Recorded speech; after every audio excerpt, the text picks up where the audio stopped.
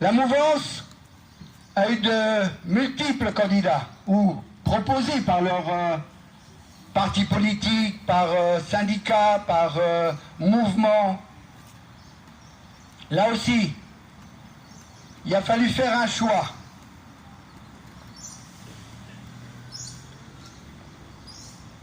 Le candidat que je suis n'est peut-être pas le meilleur.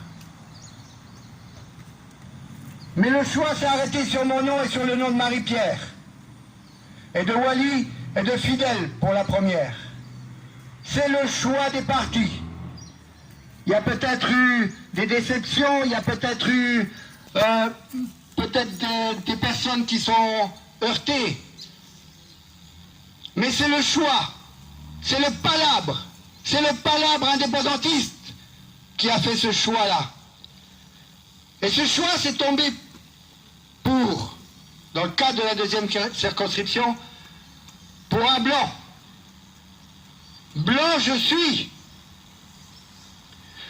Mais le cœur, depuis 1980, depuis le jour où j'ai pris mon adhésion à l'Union calédonienne, il est, depuis ce moment-là, indépendantiste.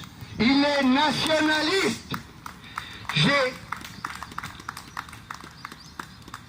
adopté ce combat.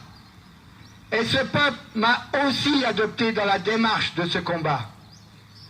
Aujourd'hui, je ne suis pas seul. Aujourd'hui, quand on marche dans les rues, quand on marche dans les communes, beaucoup de gens sortent. Ils ne font pas partie du peuple kanak. Mais ils veulent faire partie du peuple de Kanaki Nouvelle-Calédonie demain. Ils veulent participer à la création de cette nouvelle nation. Ils veulent donner leur contribution. Et c'est ça que nous allons chercher pendant cette campagne. Mais pour moi, ce n'est pas une campagne. C'est un combat. Un combat dans cette longue lutte. Dans cette longue lutte. C'est encore un combat. Ce combat-là, il va durer 30 jours. 30 jours. On perd ou on gagne. On a décidé de gagner. Et quand on a décidé de gagner, on met toutes les forces dedans. On ne se pose pas de questions. On fonce. On m'a demandé de être cette personne. Quand on m'a appelé pour me dire c'est toi qui es le candidat, j'étais en train d'arracher mes ignames. J'ai pas fini encore. J'ai pas fini. Je sais pas quand est-ce que je vais y aller. Peut-être si je suis élu, je prendrai une journée quand même pour aller finir le travail. Mais c'est le combat, c'est le devoir. Nous avons le devoir de servir cette cause. Nous avons le devoir de créer cette nation. C'est notre responsabilité à nous tous. Et quand on a cette désignation, je peux vous dire que depuis, je dors plus. J'ai un creux à l'estomac. Parce que je ne dois pas décevoir. Je ne dois pas faire d'erreur. Je dois faire attention. Parce que derrière nous, il y a tous ces vieux qui ont combattu. Il y a tout ce sang qui a coulé. Il y a toutes ces veuves qui nous regardent encore. Ces orphelins qui sont encore là. C'est leur regard qui m'interroge, qui m'interpelle. Et je peux vous dire que c'est pas facile à porter. On sent le poids. Mais quand vous êtes là, quand vous êtes à nos côtés, Marie-Pierre et moi, ça va mieux. On respire. On sait qu'on peut parler fort. On sait qu'on peut aller devant. On sait qu'on peut aller bagarrer avec les autres, là, les Mesdorf, les Santa et compagnie. Parce que vous êtes là. Parce que vous allez faire le travail. Parce que vous allez vous engager.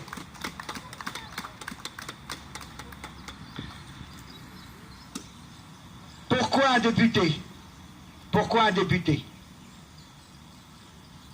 Si la troisième consultation s'était tenue régulièrement, normalement, comme nous l'avions demandé, 43% la première, 47% la deuxième, la troisième, c'était au minimum 50-50, sinon mieux.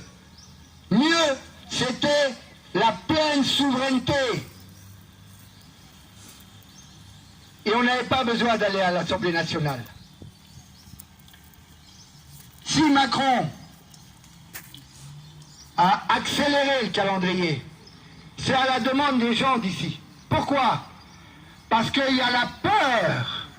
Il y avait la peur de cette troisième consultation. Il y avait cette peur et il fallait trouver quelque chose pour clore, comme ils disent, l'accord de Nouméa. Mais l'accord de Nouméa, il n'est pas clos, il n'est pas fermé, il existe, il continue.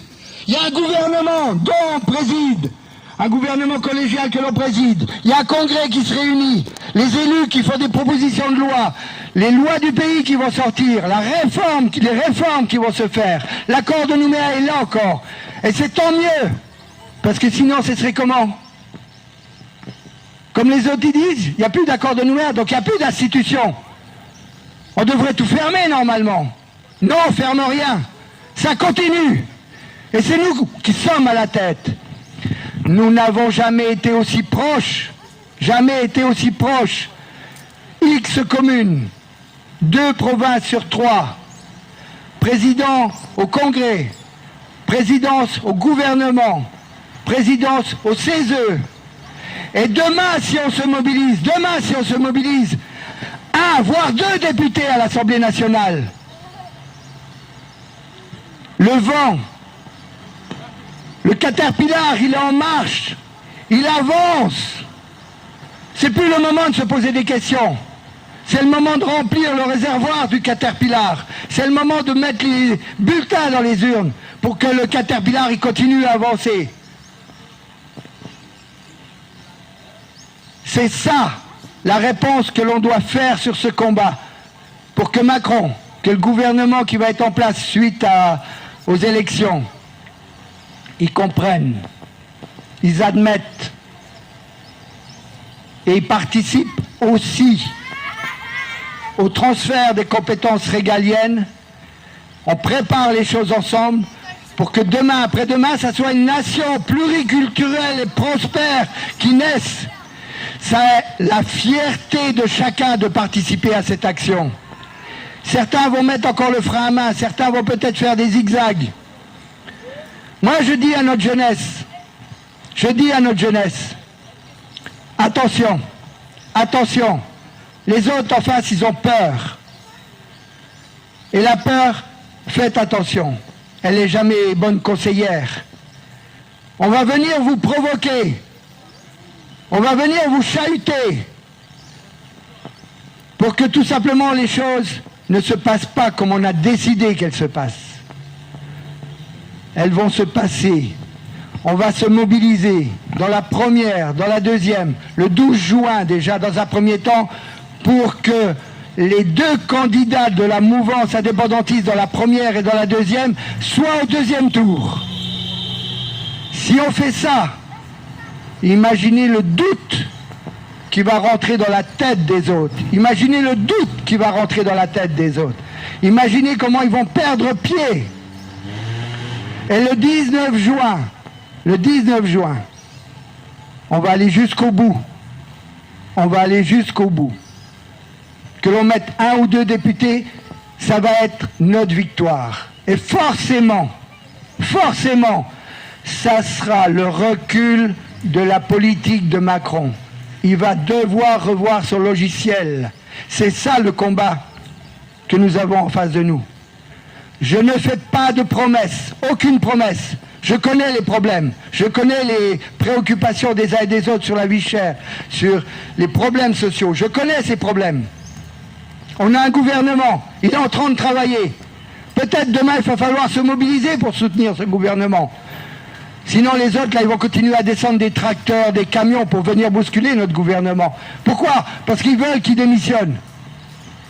Nous, on doit soutenir ce gouvernement qui va engager des réformes, qui va changer le pays pour justement s'occuper des problèmes sociaux, etc. Moi, je ne prends pas de promesses. Je ne prends qu'un engagement, un seul engagement. Si vous vous mobilisez, si on se mobilise et que on rentre au Palais Bourbon, je m'engage à dire la vérité du pays, à ce que l'on vit tous les jours ici, comment les indépendantistes sont en train de gagner le pays, comment demain il faut préparer la nation future. C'est ça l'engagement que je prends. C'est quoi?